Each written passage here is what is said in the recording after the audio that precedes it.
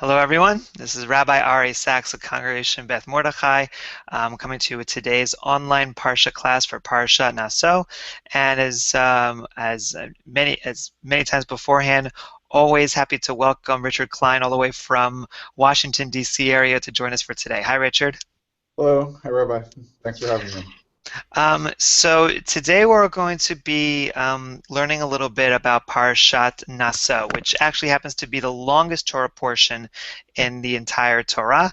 And the beginning of it is not all that exciting. It actually is a continuation of the beginning of the census taken last week from Parashat Bamidbar. Washington, D.C. area to join us for today. Hi, Richard. I can actually hear myself in the background from you. So today we're going to be learning a little Parashat Naso, which actually happens to be the longest Torah portion. Hold on a second. That's actually probably me. And the beginning of it is not all that exciting. It actually is a continuation of the beginning of the census taken last week from Parashat Bamidbar. Sorry, hold on 1 second. I can actually hear myself in the background from you. So today we're going to be Richard, can you hear me? Parashat Naso, which actually happens to be in triplicate. In triplicate. That's kind of funny. Okay. I'm not exactly sure what's going on here. All that exciting. It actually is a continuation of the beginning of the census taken last week. This is pretty funny, I have to admit. I don't know how this is happening. 1 second. Do you know if it's something happening on your end? The background from you. So today we're going to be Richard, can you hear me? Parashat Naso, which actually happens to be the longest triplicate. Oh, okay. Are you there? I am. That was pretty funny, I have to admit. Okay. Well, now that that's taken care of, so what we were talking about actually in many ways is that a lot of these Torah portions are repetitions, just like what you were hearing over the air in terms of the conversation.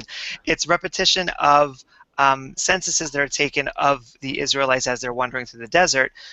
And what's interesting about this week is that we actually get more of the census of the Levites, who were not counted in the same way as all the rest of the Israelites. And in fact, that's what we're about to learn. What we're going to be doing today is we're going to be looking at a teaching from a Hasidic thinker whose name is Rav Tsaddok Hakohen Rabinowitz, known as the Rav Tsaddok Hakohen of Lublin. He is a 19th century Hasidic teacher from Lithuania, and this comes from his selections and his sermons on the different Torah portions. And I think what we're going to end up focusing on is an aspect of his teaching relating to the difference between the ways in which the Israelites are counted and the Levites are counted, insofar as how that difference relates to the abilities for each of those different groups to achieve holiness. And to ask the question, can those who involve themselves in daily life achieve the same kind of holiness as those who spend their lives only dealing with holy works? You know, can a regular Shmuel Jew be in the same spiritual level as a rabbi or as a prophet? Can a regular religious person, can anyone be on the same level as someone who devotes their entire lives to the study of religious text or of religious life? And this also deals with the question of whether or not that the holiness that is God can be experienced in the mundane earth that we live in right now. And in which, are they totally separate from each other, or are they some kind of a mixture between the two? So with that as an introduction, Richard, I wonder if you have any comments or thoughts on that kind of big picture of the topic. Well, I'm thinking about it in the context of some changes that are going on in the Jewish community where I live, and some recent experiences that I've had sort of as part of a subset of that community. And yeah, I fully think that well, I won't go so far as the prophets, because I don't know that I necessarily have Right. enough insight with prophets, but I think that clearly to me rabbis and clergy in general bring lots to the table and insight and information. But in terms of sort of holiness, I think that the lay audience has just as much to share. Um, and in fact, I think that there are times that the lines between the sort of ordained rabbis and the lay people in the community are very blurred. Interesting. So I'm almost hearing that there's a separation maybe in terms of knowledge or of the ability to kind of bring text to bear, but the level of holiness is not necessarily inherently connected with knowledge.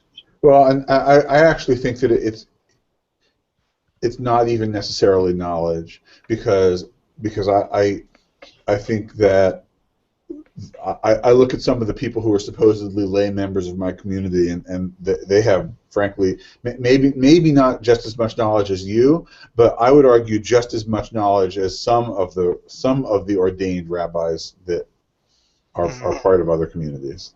Okay, so it kind of begs the question, sort of who is set apart as a religious leader, and what are the qualifications for that? Which is Right. kind of actually something that we'd be discussing in a way, as opposed to someone who is part of the camp of the Israelites, as we're going to be talking about, and what is the difference in between the two.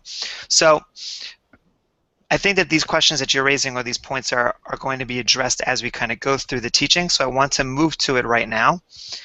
And by the way, just something as a funny side note, that I was looking for different Hasidic texts that we could possibly study, and the first number of them I kind of struck out on, because we're focusing on the first third of the Torah portion, and everyone wanted to focus on the very end where things get a little bit more interesting, and didn't necessarily want to deal with the census counting. But Rav Tsaddok Hakohen of Lublin, he decided to deal with the census, and so that's who we're going to go with. And so now, going to turn to, wait a second. Okay, I just need to actually, just for a moment, refresh.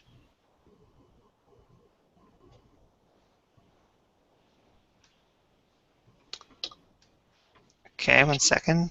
Right there. All right, here we are. Okay. So he begins. He begins his teaching in regards to how the different censuses of the Israelites and the Levites were taken. And I'm going to be translating the Hebrew as I go along, but you also have this English that you can follow along as well.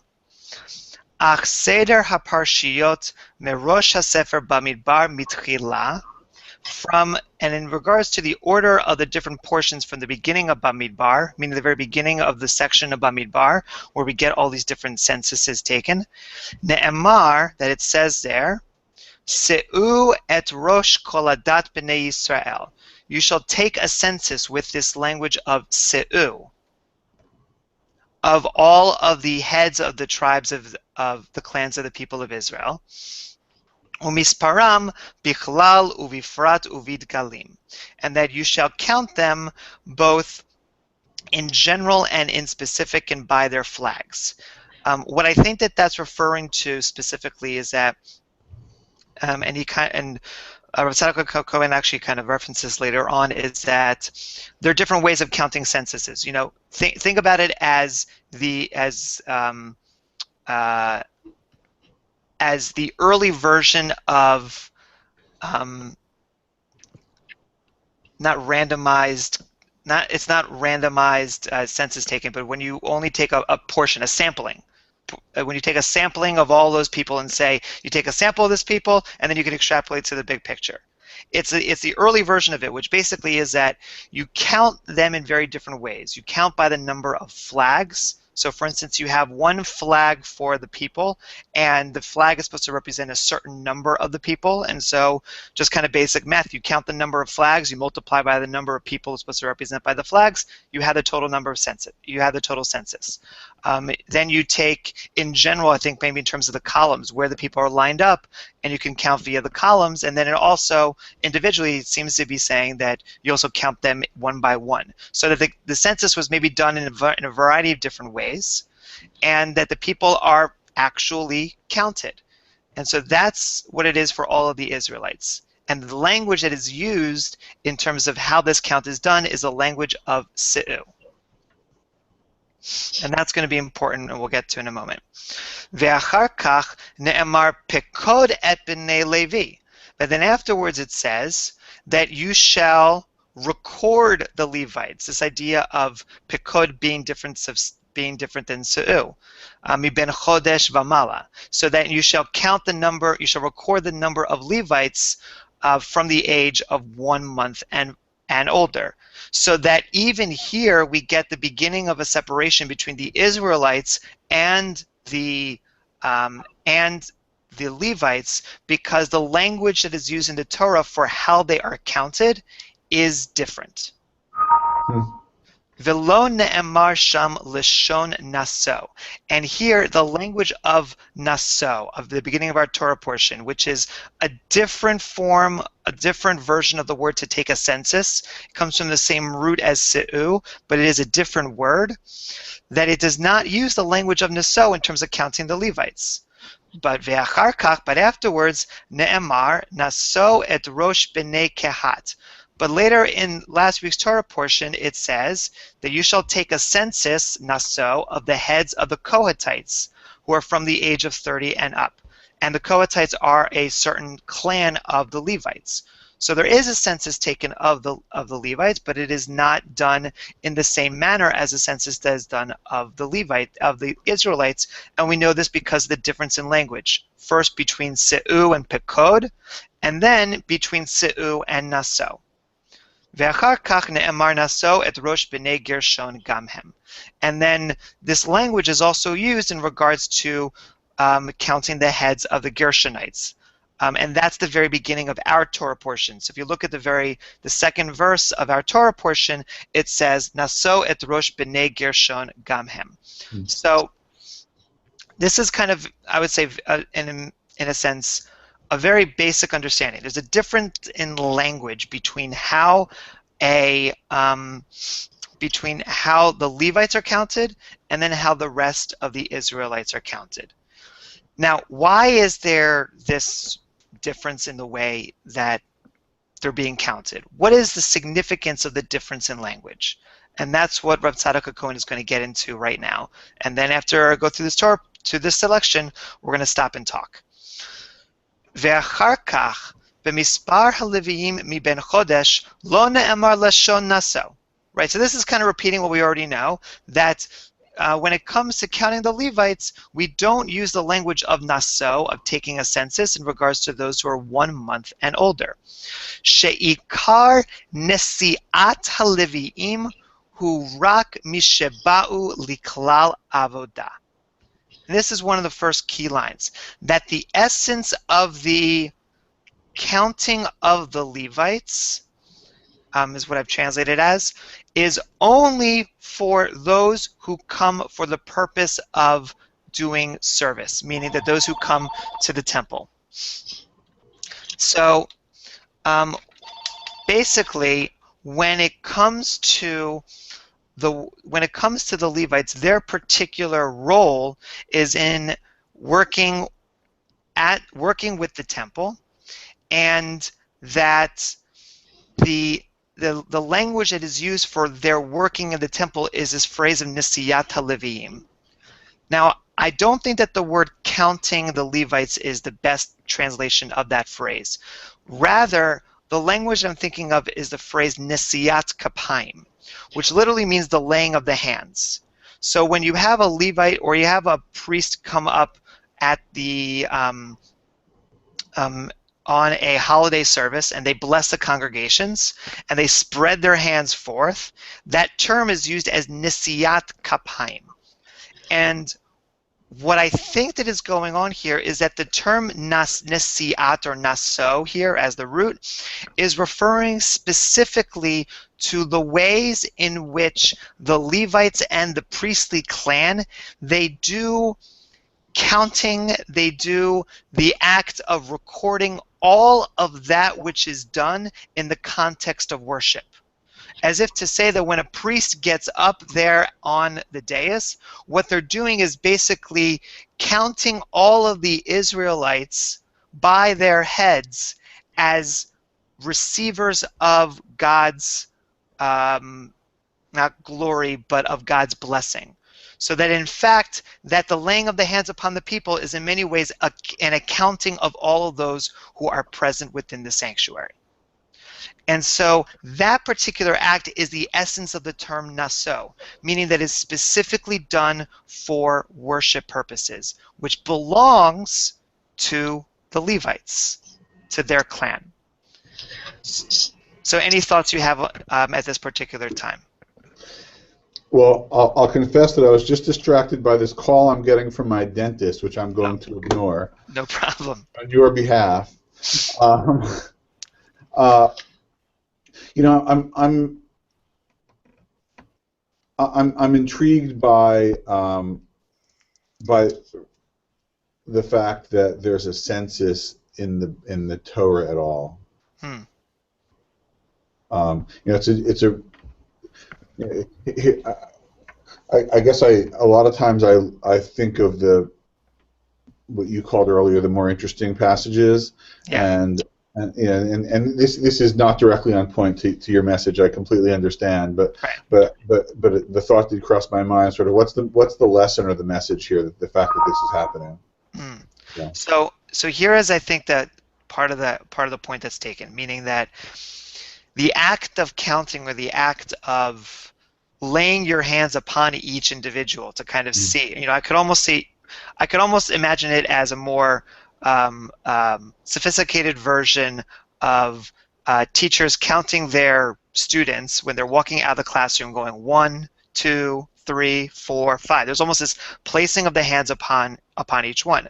So for the Israelites who are in the midst of we're about to read sort of the work of the world, that when you're counting, you're doing it for a practical purpose, in which case the census that's taken is seemingly done for the purpose of the military. You count the number of people who are able to fight in the military, and that's not only in terms of the power given to each clan, but then you know what your army looks like. And so that a need to count may come from that aspect of it, which is a very worldly thing. But the act of counting for the Levites is done more for the purpose of the worship, more for the purpose of their relationship with God, which is a very different thing than what the Israelites are going through. And that's where I want to bring in this next section in regards to now the difference between the Israelites and the Levites, and then we're going to talk about this. De kedusha machane Yisrael hu she'oskin be'inyanei ha'olam hazeh.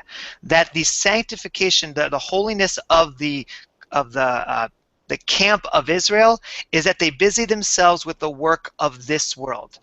Achem kovim itim leTorah ve'oskim b'mitzvot. But they, meaning that the Levites, they busy themselves with the work of Torah and of mitzvot. ואף בענייני עסקי העולם הזה, כשעוסק בהם עם כוונה לשם שמיים, שיוכל לקבוע עיתים לתורה ולגדל ביניהם לתלמוד תורה, הוא גם כן בקדושה. Now this is a very important point, but for now back to the Israelites, that if they are able to connect their work of this world that they are busy with, if they have the kavanah l'shem shamayim, if they have the intention that it is done for worship, or as I say here, the intention to sanctify heaven, if they do the work in this world in order to make God's name great, then it is possible sheyuchal to make all of their work connect to Torah and to increase the amount of Torah that is learned within their midst, and then also the realm of Kedusha. That holiness will be increased by connecting what they do in this world with the purpose of Torah and mitzvot. Uchmo shekatav Rambam, and then just as the Rambam, the Maimonides, wrote, V'chol ma'asecha yihiyu l'shem shamayim, that all of your works, O God, are going to be done for the sake of heaven. Sheka'asher ha'adam oseh inyanei haguf, that when a man is involved in an aspect of daily body life, that when he does that l'shem shamayim, for the purpose of heaven, na'aseh min hakol ma'aseh mitzvot, that he does it all for the purpose of mitzvot. Gam asak stam mitzvot ugmilut chasidim shehem mitzvot meforashot. And then also you have this selection of mitzvot and of commandments and of good works that are clearly labeled as things that you should do even in this world. Meaning, V'zehu kedushat machane Yisrael, that the kedusha, the holiness of the camp of Israel, is that when they are involved in the deeds of this world, they have the possibility of connecting them with the holiness of Torah and mitzvot. But ukedushat machane Leviyah, but when it comes to the realm of the Levites, hu shehem penuyim rak leTorah ve'avodah, but that they are connected only with, that they are turned only towards Torah and avodah, to Torah and worship. She'ein lahem chelek ba'aretz rak Adonai chelko v'nachalato, that they have no part in this world, but rather their entire part is God, God's self. In other words, I think that what this is indicating is that the Levites are separated. They are not the same as the Israelites because they are simply focused on God and Torah and mitzvot. But the Israelites have the potential to raise their works in this world to the level of holiness when they do so with the right intention. So my question is, how does this impact the conversation we had earlier about the roles of priests, rabbis, lay people in regards to understanding their ability to be holy and their role in the world? It seems like, well, in part it's all about intent, but in theory, for a rabbi, in theory, everything they do is focused on that holiness, and at least I think that's what's implied. And then for the Israelites, I guess, unless I'm getting myself mixed up, when they focus on work that's of the world, as I think as they put it, almost by definition, that's not focusing on the holiness. Right. Right.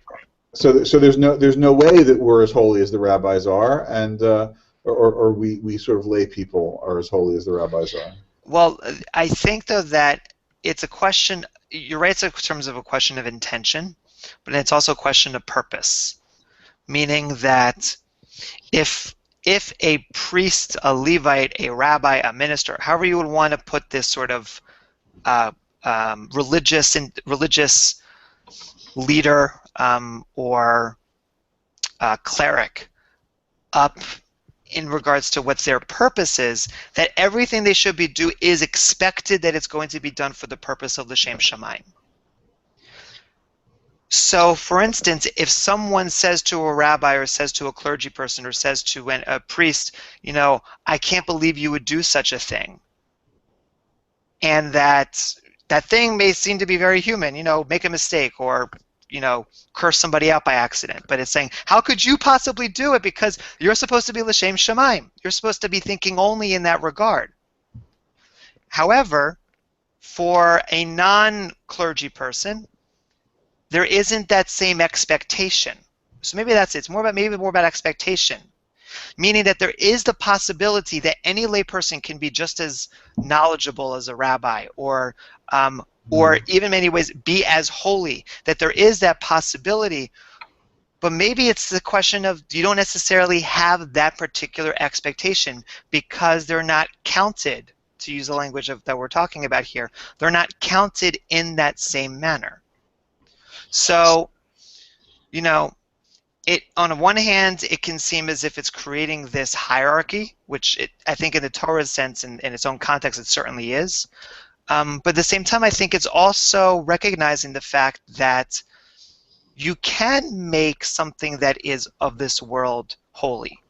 You know, that if you are busy with the work of this world, it can become to the level of holiness. You know, if you say a bracha over food, you're sanctifying the food in many ways, raising it to a level in which that food that you're eating becomes something holy and special.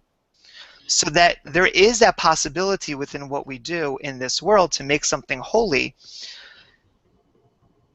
but that in thinking about how we go about our work or how we go about our world, that perhaps there are certain expectations given to certain people of how they are supposed to act as opposed to others.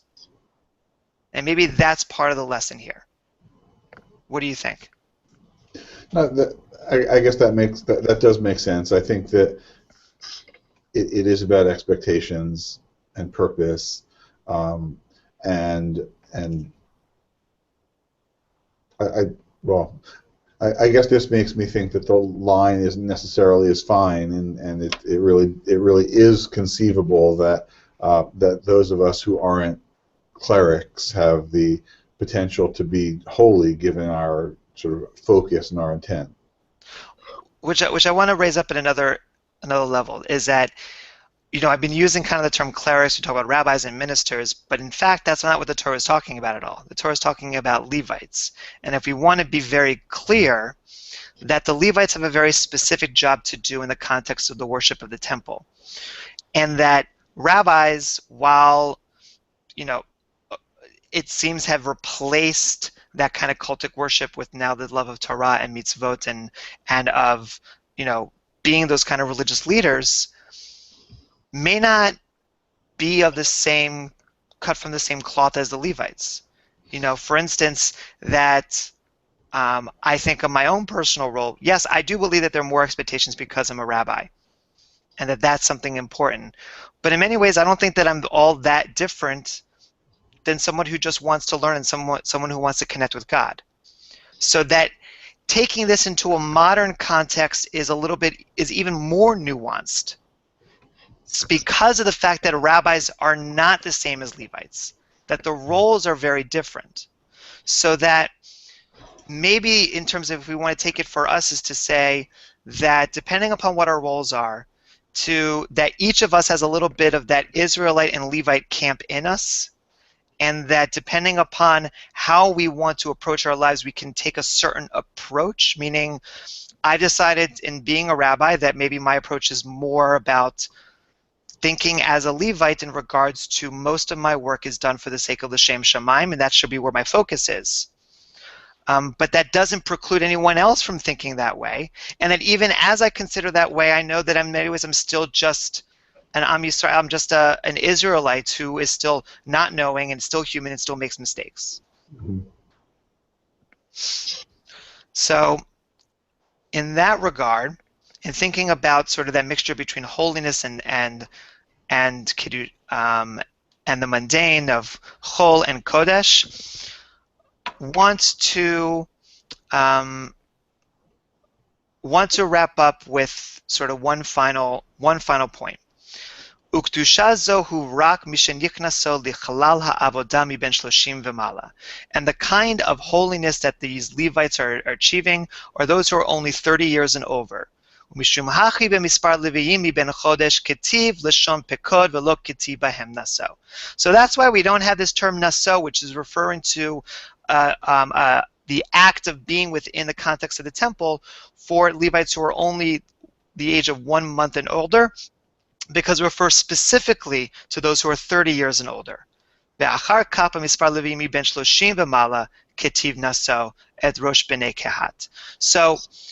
what I think this is in a certain sense teaching we're just kind of finalizing is that there's a certain kind of maturity, regardless of whether you consider yourself an Israelite or Levite, there's a certain kind of maturity that is necessary in order to be thinking of your own deeds as being in the service of God. So that as you grow and as you learn, you start to realize what it really means to you individually in terms of how it is that you want to make sure that your deeds are done l'shem shamayim. And with that, I hope that this teaching was done l'shem shamayim, was done for the sake of heaven, and to teaching a lesson that can help those in terms of thinking about ways to connect with God and to connect with our tradition. Richard, any final thoughts or goodbye? No, thank you. And want to thank everyone for joining again, and we'll see you next week. Take care and Shabbat Shalom. Bye-bye.